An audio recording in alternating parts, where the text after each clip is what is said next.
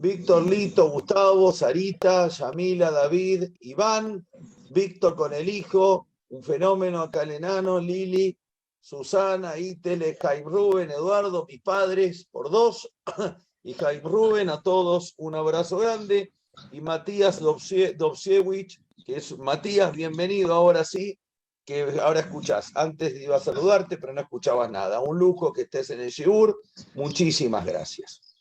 Esto que voy a leer, lo vamos a intentar hoy, el jueves y el martes de la semana que viene también, leerlo. Tiene que ver con una de las historias del Talmud más conocidas.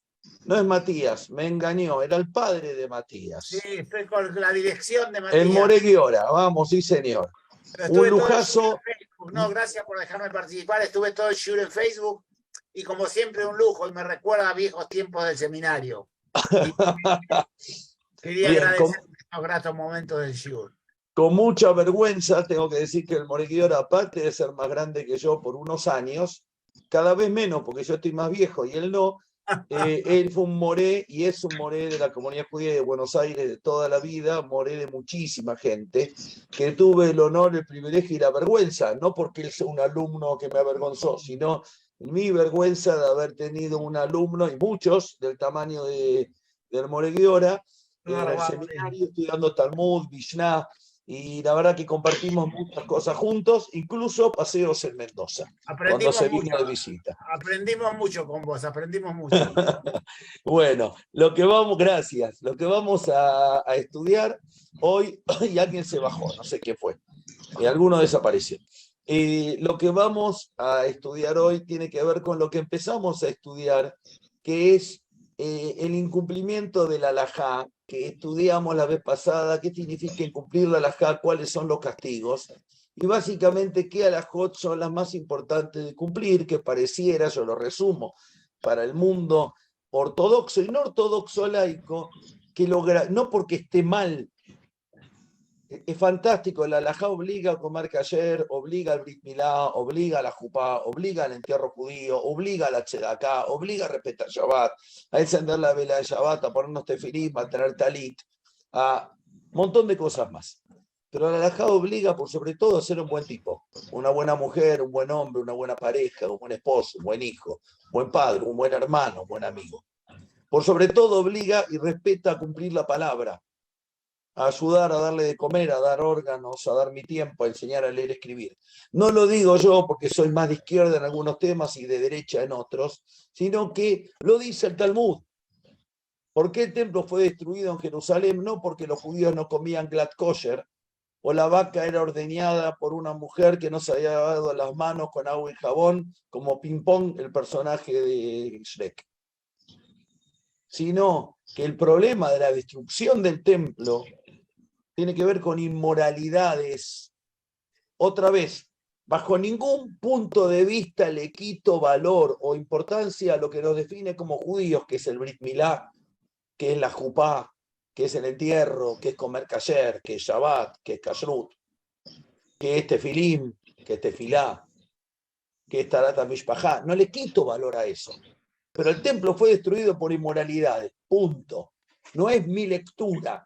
Es la única lectura del Talmud y de los Midrashim vinculados a la destrucción del templo. ¿Por qué cuento esto?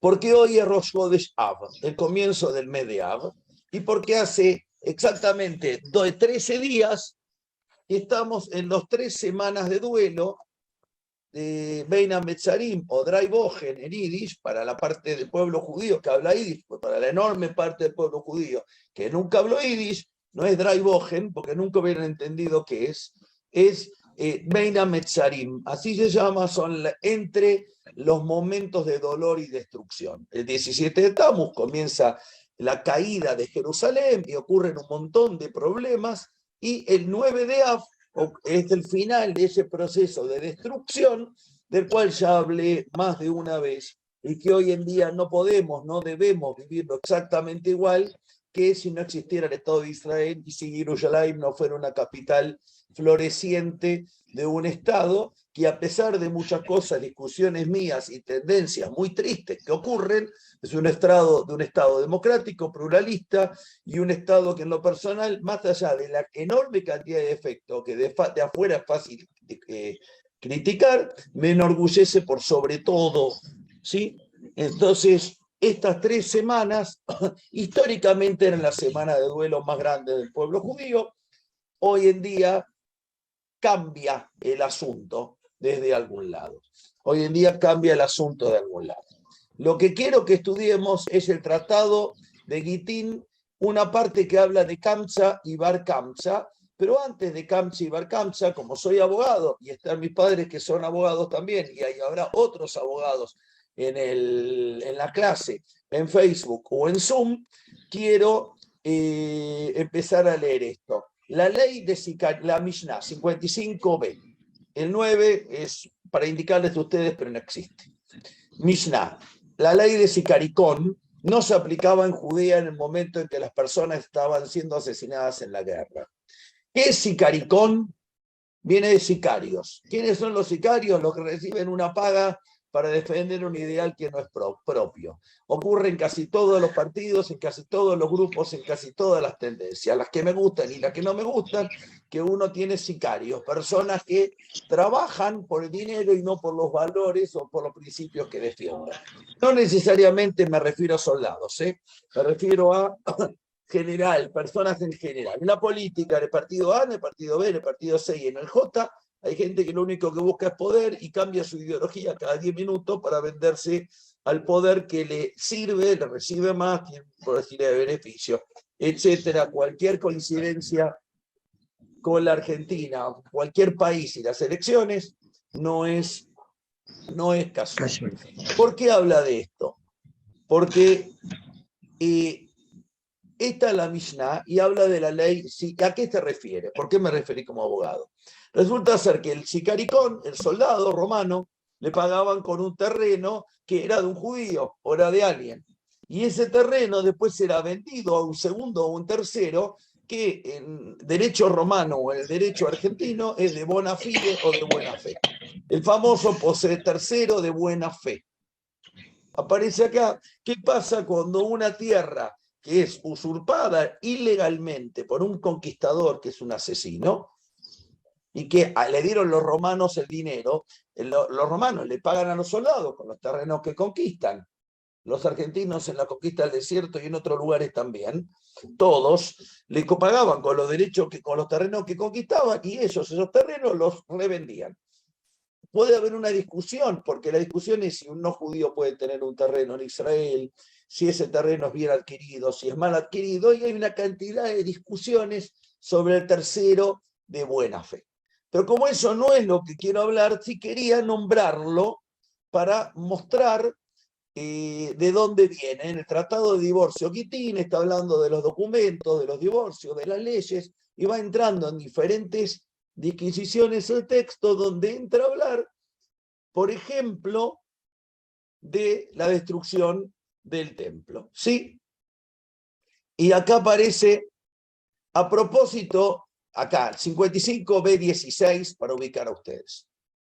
A propósito de la guerra que condujo a la destrucción del segundo templo, acuérdense que lo que no está en negrita es un comentario que Steinsaltz agrega para entender el Talmud, pero el Talmud es solo lo que está en negrita. ¿Sí? A propósito de la guerra que condujo a la destrucción del segundo templo, la Gemara examina varios aspectos de la destrucción de ese templo con mayor detalle.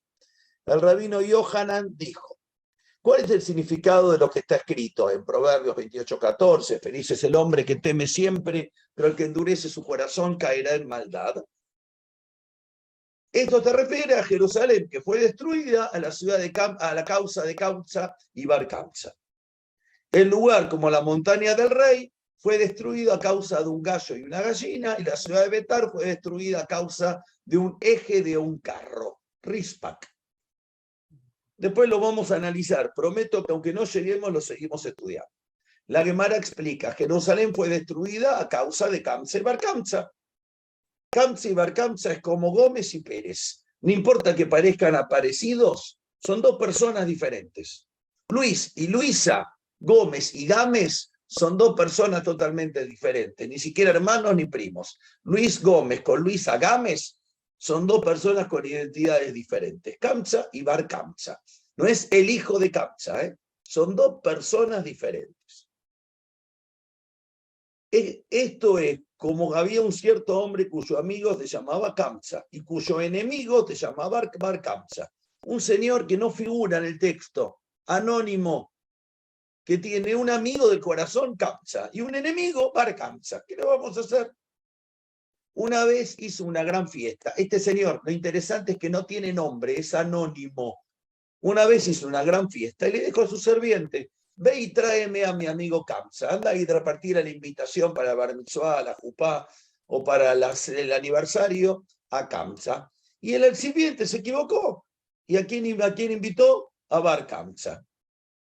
¿Sí? No es un tarado el sirviente, se equivocó, un error. No sabemos el nombre ni del sirviente que cometió un error involuntario, ni del dueño de la fiesta. El hombre que estaba organizando la fiesta vino y encontró a Bar Kamsa, el enemigo, sentado en la fiesta. El anfitrión dijo que prohibiera que el anfitrión no importa. El dueño va y se le acerca a Bar Kamsa y le dice, vos sos mi enemigo. Lo que a continuación le pregunta, ¿qué haces acá? Levántate y andate. Bar Kamsa le dijo, como ya vine, déjame quedarme y te daré el dinero por lo que coma y beba. Simplemente no me avergüences enviándome. No me eches adelante de todo. Ya me invitaste por error. Te pago lo que consumo. Déjame quedarme. El anfitrión, el dueño de la fiesta, que no sabemos el nombre, es genial, le dijo, no, debes irte. Bar Kamsa le dijo, te daré el dinero por la mitad de la fiesta. Simplemente no me envíes lejos, no me hagas pasar vergüenza delante de todos. El anfitrión le dijo, no, debes irte. Bar Kamsa le dijo, te pago toda la fiesta. Solo déjame quedarme. El anfitrión le dijo, no, andate. Finalmente el anfitrión tomó a Bar Kamsa de la mano, no la barra de Kamsa, a Bar Kamsa de la mano, lo levantó y lo sacó.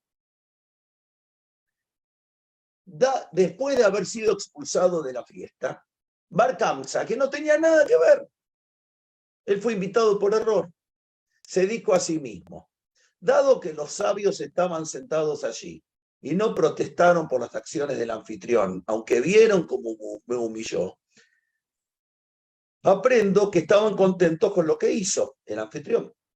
Por lo tanto, iré e informaré contra ellos al rey. Voy a resumir rápido esta parte. No figura en el texto ni el dueño de la fiesta, que es el que hace todo este despelote, y no figura que los sabios vieron cómo el dueño de la fiesta humillaba a Bar Kamsa para echarlo de la fiesta. Pero Bar Kamsa, él vio que los sabios vieron y dice, si los sabios no reaccionaron defendiéndome y permitiendo que una de las peores prohibiciones del mundo judío es a Malvin Pnei Javero Berrabim, el que humilla al otro en público. Bar Kamsa no quería que lo humillen. Bar Kamsa dijo, te pago toda la fiesta, déjame quedarme, me voy solo. Lo humilló y los sabios permitieron la humillación de Bar Kamsa. No hay ningún problema lógico acá, ¿eh? Acá no es problema de Galat Kosher, de Halab Israel, de ponerme los tefilim de Rashi, o de prender la vela 5 minutos más tarde en Shabbat, usar peluca, o de ir a la mikve. Esto es más grave, ¿eh? Avergonzar a alguien. ¿Qué hace? Le dice, ya que los sabios no reaccionaron, voy a ir y voy a difamar a los sabios. Bar Kamsa, que tenía toda la razón de estar ofendido, sigue, y el problema, que era un problema personal, y que los sabios lo convirtieron en un problema colectivo, él va y va a hacer lo que te llama en la tradición judía un al-shana. Al-shana viene de la shon, vendría a ser en castellano barato, alcahuetería. Pero la al-shana en la tradición judía es muy grave cuando la alcahuetería se hace al mundo no judío, a las autoridades no judías. Eso es el malshin, el que difama, el que cuenta lo interno afuera. Por lo tanto, iré e informaré contra ellos al rey. Y fue y le dijo al emperador, los judíos se rebelaron contra vos. el emperador le dijo, ¿y quién dijo eso? ¿Cómo sabes esto? El emperador muy cauto. Y él le dijo, probalos, envíales un ofrecimiento, un corbán, un animal para ser sacrificado, para ser llevado en honor al gobierno. Y fíjate si lo sacrifican. Era muy común, de acuerdo a la tradición judía, que el gobierno exterior done animales para ser sacrificados en su honor en el templo de Jerusalén para Dios, como una forma de tranquilizar y quedar bien con el mundo judío. El emperador fue y le envió un becerro de 3 años, Egel Meshulash, un becerro de 3 años. Mientras Bar Kamsa venía, ¿qué hizo? Y le mandó el becerro. Bar Kamsa entra e hace una marca, no es una mancha, una marca, corta el labio superior del animal. Ese corte, para el mundo romano y para el criterio de todos, el animal seguía siendo puro, pero para los objetivos judíos ese animal se convertía en impuro.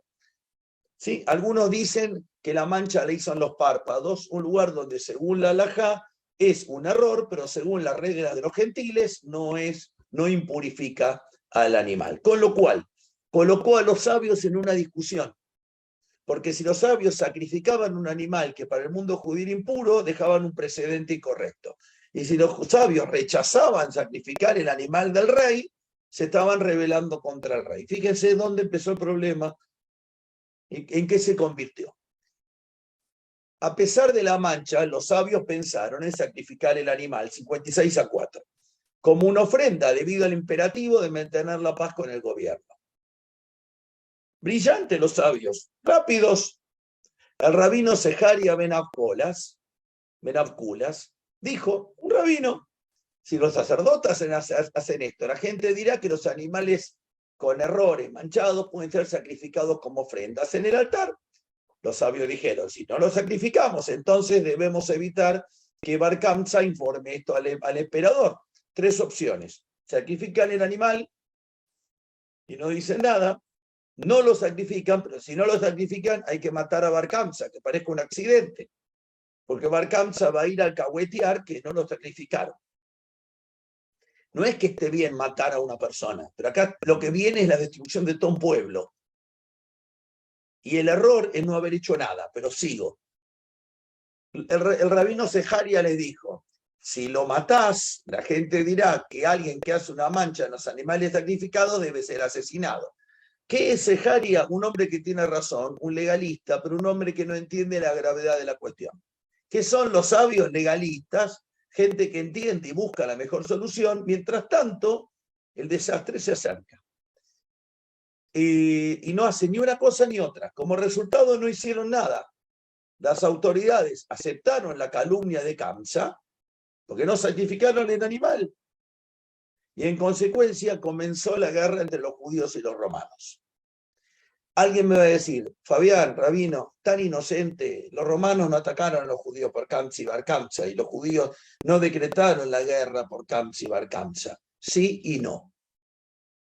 Porque la tradición judía va a decir que por la inmoralidad del dueño de la fiesta, por la estupidez de Bar Kamsa, o la incorrección de Bar Kamsa o inmoralidad de Bar Kamsa, por la imposibilidad de los sabios, de un legalismo idiota, que no se animaron a sacrificar el animal o a matar a Bar Kamsa,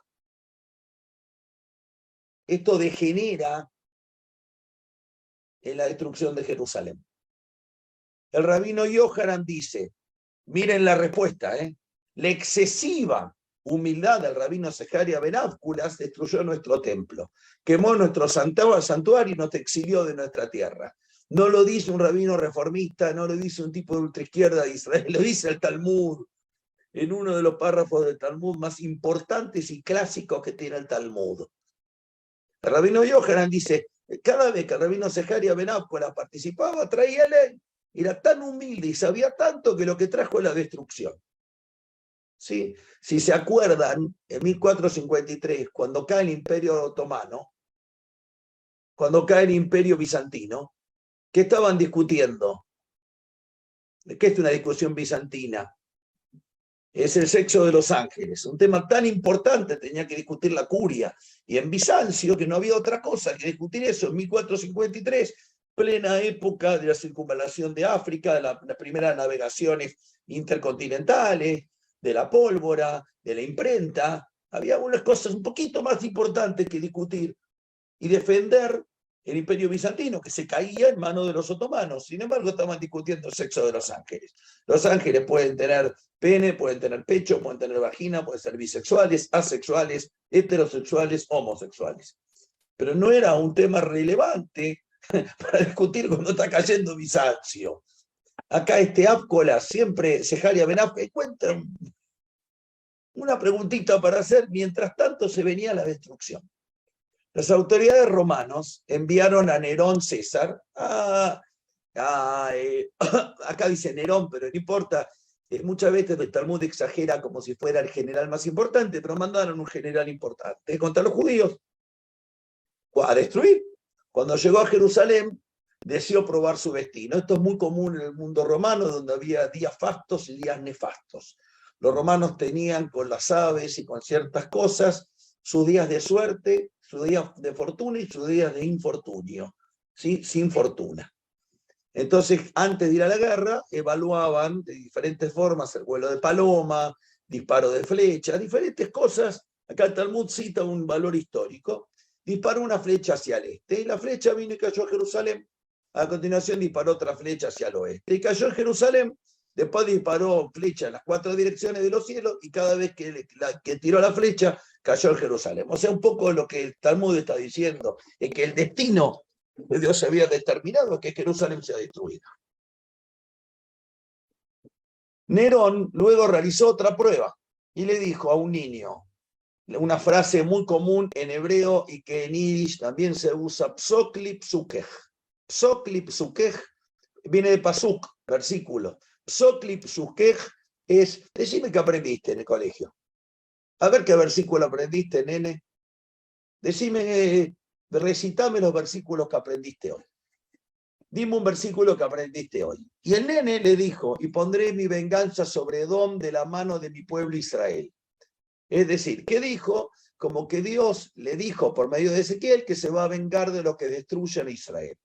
Nerón dijo, si Dios, el santo bendito sea, Kadosh Baruj Hu, desea destruir su templo y desea limpiarse las manos conmigo,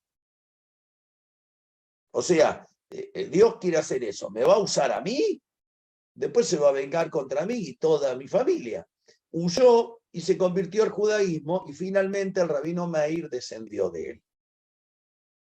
Estoy al final de 56-7. No es la primera vez que el Talmud habla de que los degenerados más grandes que conocen en el Talmud, o personalidades nefastas, o por lo menos muy oscuras, se convierten en el judaísmo y que los descendientes de ellos son los rabinos más grandes del Talmud.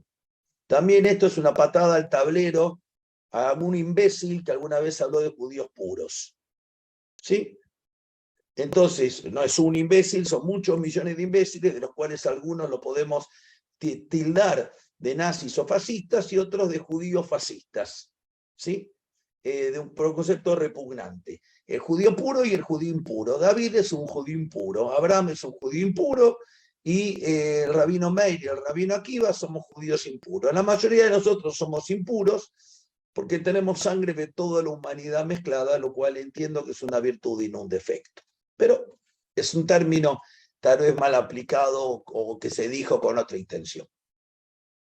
Las autoridades romanas luego enviaron a Vespasiano. Vespasiano contra los judíos. Vino y puso sitio a Jerusalén durante 3 años. En ese momento había en Jerusalén 3 personas ricas. Los 3 más ricos que había. Nacdimón Ben Gurión, igual que Ben Gurión, Ben Calva Sabúa y Ben Chichit Akeset. La Gemara explica sus nombres. Nacdimón Ben Gurión fue llamado porque ese nombre, porque el sol brilló, Nakad, en su nombre, ¿sí? Como se relata en otra parte del Talmud, que el sol una vez continuó brillando para evitar que él sufriera una pérdida de dinero. Sí, era un hombre muy importante. Ben Calva Sabúa es el suegro de Rabbi Akiva, el papá de Rachel, la mujer de Rabbi Akiva. Se llamaba así porque cualquiera que entraba a su casa con hambre de perro se iría saciado. Te daba de comer a todo el mundo y le sobraba. Ben Chichit Akeset se denomina porque ese hombre, porque con sus flechos rituales, chichiot, arrastraron a lo largo de las mantas, lo que significa que no iba caminando por la calle con los pies en el suelo, sino que colocaría mantas debajo de él. Era un hombre muy rico. Hay aquellos que dicen que su asiento, quizé, se encontró entre los nobles de Roma. Era un hombre muy rico, muy influyente. Los tres eran los hombres más poderosos de Jerusalén, del pueblo judío. Estas tres personas ricas ofrecieron su ayuda, 56-9.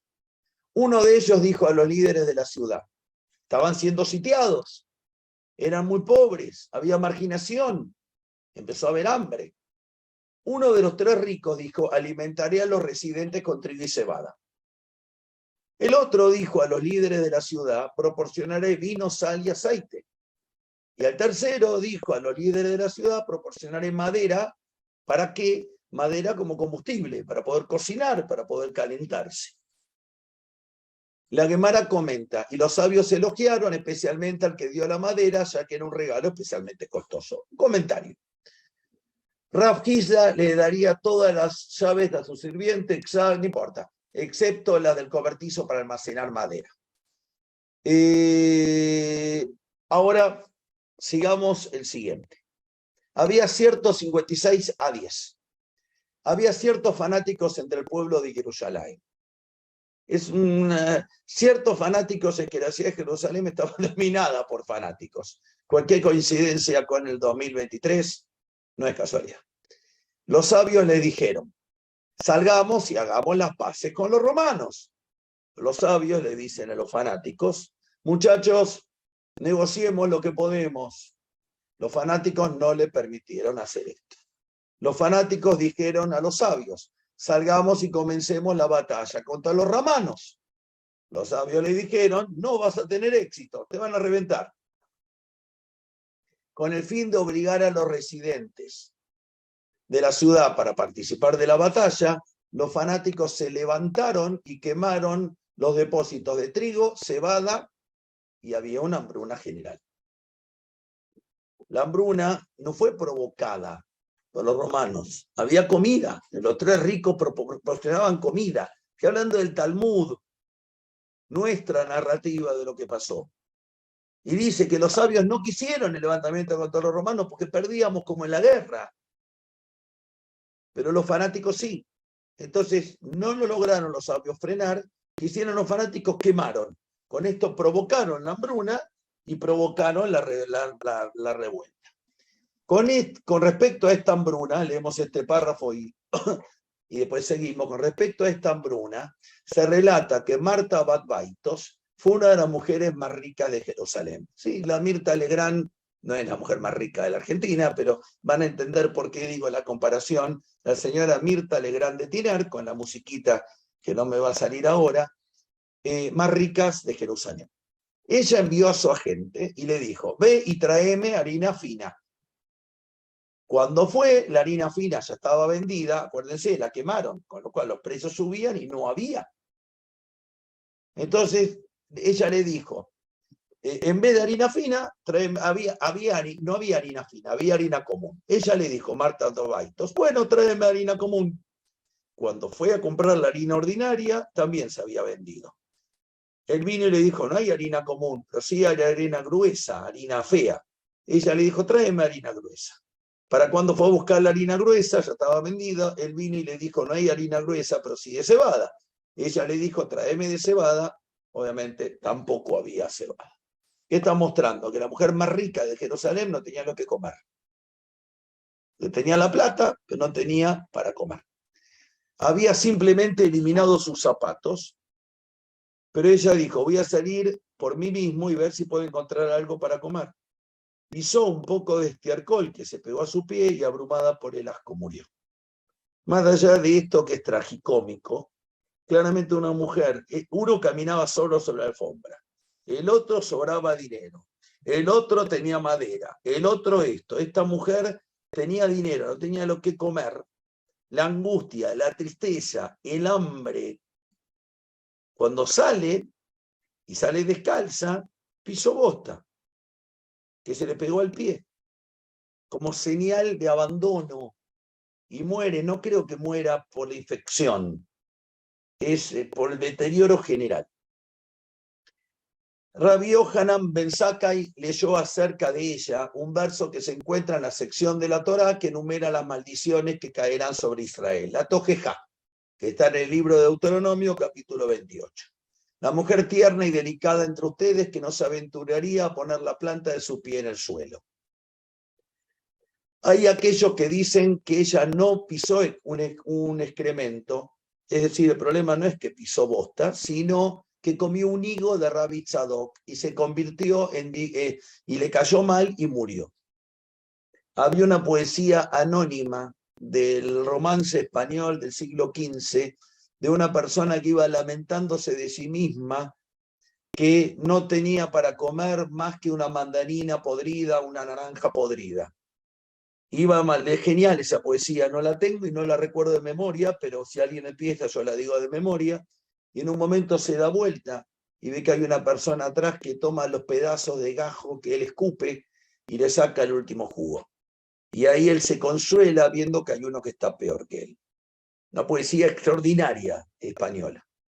Entonces vuelvo. ¿Qué es lo que comió? Un higo de Rabbi Tzadok.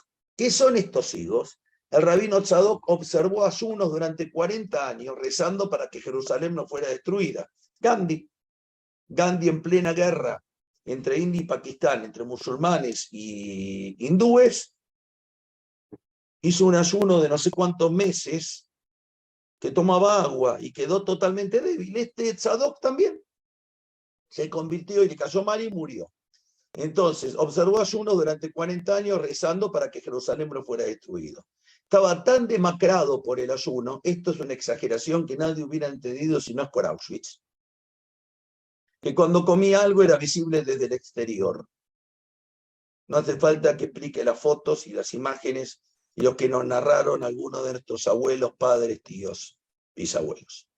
O las fosas comunes con los cuerpos que claramente eran transparentes por el hambre, la malaria, el maltrato, la marginación. Y estaba tan demacrado por el ayuno que cuando comía algo era visible del exterior de su cuerpo. Y cuando comiera después de un ayuno, le llevarían higos y lo succionaría su líquido y tiraría el resto. Fue uno de esos higos que Marta Badbaitos encontró y causó su muerte. ¿Qué hizo Marta Badbaitos? Chupó un higo que había chupado a otra persona y se le había quitado todo. Mirta Legrand, la mujer más rica, la más fina, la más elegante, la que le sobra todo. Además se relaciona, acá terminamos con esto, además se relaciona que cuando se estaba muriendo, sacó todo su oro y plata y lo arrojó al mercado. Ella dijo, ¿para qué necesito esto? Y así es como está escrito en Ezequiel, lanzarán su plata a las calles y su oro será como una cosa impura. Su plata y su oro no podrá librarlos en el día de la ira de Dios, no saciarán sus almas ni llenarán sus entrañas. ¿Sí? Después vamos a seguir con Abba Sicara, fíjense el nombre, los sicarios.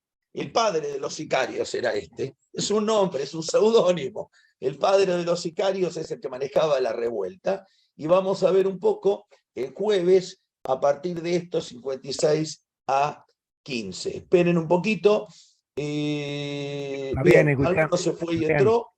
Sí, sí, Eduardo. La huelga de Gandhi fue contra los ingleses, no contra los pakistaníes. No, pero no, creo, está bien lo que decís y sé de lo que hablas, la marcha de la sal, hubo muchos episodios de Gandhi, pero creo, y Mandela también hizo huelgas de hambre, creo que Gandhi también hace una huelga cuando ve que entre hindúes y pakistaníes. Después echaron a los ingleses, hizo otra huelga más. Claro, eso me refiero. Sí, claro. Que es interesante este tipo de resistencia. Y cuando un preso quiere llamar la atención, con o sin razón, no importa, no estoy evaluándolo. Por ejemplo, algún palestino preso en Israel que quiere llamar la atención, hace huelga de hambre. Porque Israel no puede permitir, ningún país puede permitir que un preso se le muera. Pero al mismo tiempo, la persona tiene derecho a dejar de comer. Entonces lo que buscan es levantar la atención pública y generar una conciencia, un cambio político, una necesidad donde el gobierno A o B actúe de la forma que Gandhi, Mandela o el prisionero que esté de turno político, de la línea política o de criminalidad que sea, reaccione ante esa injusticia o lo que él considera una injusticia, que puede no serlo, ¿está bien? Porque es subjetivo si es justo o injusto eso que ocurre. Pero hasta acá, lo resumo rápido, un señor que no sé el nombre, invitó a, en vez de invitar a Kamsa, invitó a Barkamsa. Barkamsa era el enemigo. Barkamsa fue a la fiesta, le llegó la invitación, dijo, uy, mi enemigo me invitó, seguro que quiere ser amigo. Vamos todavía. Llegó a la fiesta y el tipo se le acerca, no sabemos el nombre, Barkamsa, andate. Yo no me voy, déjame, te pago mi cubierto. Andate, te pago la mitad de la fiesta, andate, te pago toda la fiesta. Andate, lo echan y los sabios no dicen nada. Ahí empieza todo un intríngulis donde este hombre lleno de odio va y acahuetea al gobierno que los judíos no lo quieren, cosa que era cierto. Pero ¿qué hace el rey? Dice, bueno, ¿cómo hago? ¿Cómo te creo? Manda un animal. Si lo sacrifican es porque te quieren, si no, no. A ese animal lo impurifica en un lugar que para los romanos era intrascendente, para los judíos era trascendente. Hay una discusión entre sabios altamente intrascendente, donde tenían la opción de hacer el sacrificio, no hacer el sacrificio, o hacerlo y no hacerlo y matarlo a Barkamsa, o hacerlo y no decir nada. Toman una solución salomónica, la peor. No lo hacen y Barkamsa alcahuetea. Y empieza el proceso de destrucción de Jerusalén. Cuando empieza este proceso, los que queman la comida, la ropa, el combustible, todo son los propios violentos judíos que estamos adentro de la ciudad. Y los sabios no lo pueden dominar. Y lo que es peor y es más divertido, trágicamente divertido, es que el jefe de los sicarios ya no puede dominar a los sicarios. Llega un momento donde el desorden, la ilegalidad, la destrucción, la inmoralidad, se nos va de las manos aún aquellos que lo empezamos. Y perdemos el control. Y ya no hay un responsable. Es una pelota de nieve que va casi una bola de nieve, que llega a un tamaño donde yo tiré una piedrita nada más. Yo tiré una cáscara de banana. Murieron 8 por la cáscara de banana, que se patinó uno, tiró otro, tiró otro, tiró otro. Murieron 8 por una cáscara de banana. Lo interesante es que la cáscara de banana es inmoralidad. Es inmoralidad. La actitud del dueño de la fiesta, la actitud de Barkamsa. Y lo que es peor, Kamsa no aparece nunca en la historia ni tiene nada que ver, pero es uno de los héroes de la historia, porque queda involucrado en el desastre que hacen todos sin haber estado. Ni siquiera él fue a la fiesta. Es el cuento de Kamsa y Barkamsa. Y ahí va degenerando en el proceso de destrucción de Jerusalén, que vamos avanzando con la historia de estos tres que se le queman, que destruyen, y la historia de Marta Badbaitos, muy interesante, esta mujer que termina tirando la plata y dice, ¿para qué me sirve la plata? Razonamiento validísimo en momentos de destrucción, de abandono, de enfermedad, de dolor, de muerte. ¿Y yo para qué quería todo esto? ¿Para qué me sirve si no puedo comprar ni siquiera un kilo de carne? No porque no valga la plata, sino la plata en sí misma, era la más rica. Y murió por comer los higos que tiraba otro. Un higo chupado, murió por pisar bosta, pisar excremento. Esto es un tercio, lo vamos a seguir leyendo, de las lecturas que tienen que ver con Kamsa y con Barkamsa y toda la historia. ¿Sí? Esperen acá que estamos en el 56A 15, cuando empiece la historia de Abba Sicara. Vale hoy primero recordar dos cosas, que no es casual, no hay un tema de calendario. El atentado a la AMI Adaya, donde fueron asesinadas 85 personas, uno es obsesivo y me molesta, no murió, mi Bobe murió de viejita. Los hermanos de mi Bobe, la mayoría fueron asesinados.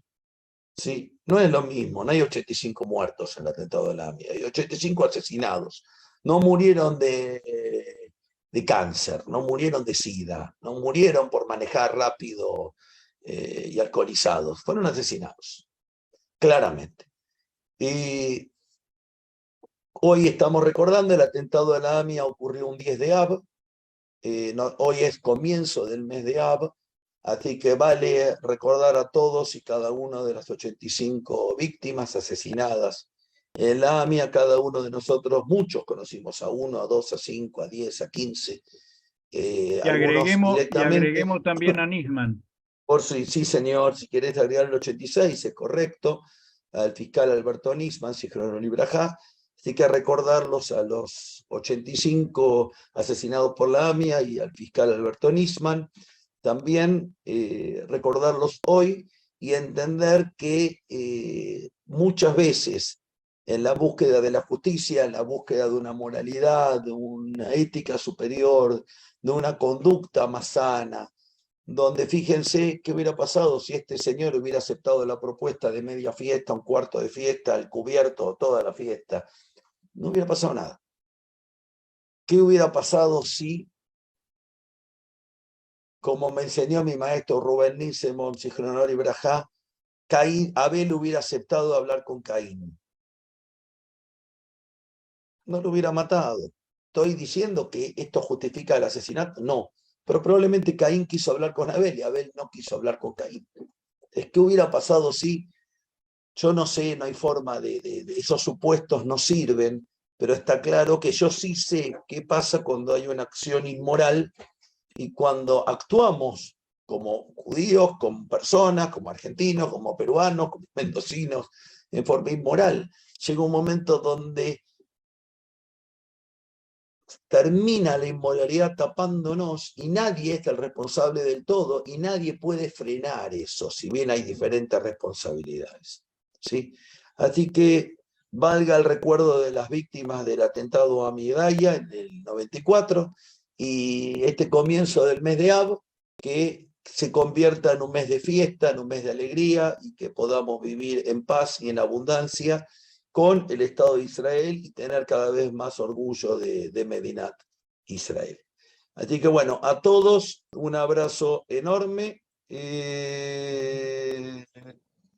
Ojalá que se termine, pero está bueno recordar y estudiar para de alguna forma darle la importancia que tiene. Daniela, Beatriz, un abrazo enorme, Beatriz Abolio. Sí, señor. Muy bien. Vane también. Vane Fagner, a todos y a los que no veo, que son un montón, porque muchos lo copian. En su lugar, la mora Silvia Shapira. No lo puedo creer. Le mando un beso grande y alguno más también que está mirando. A todos un abrazo enorme y nos vemos, si Dios quiere, este jueves. Cuídense.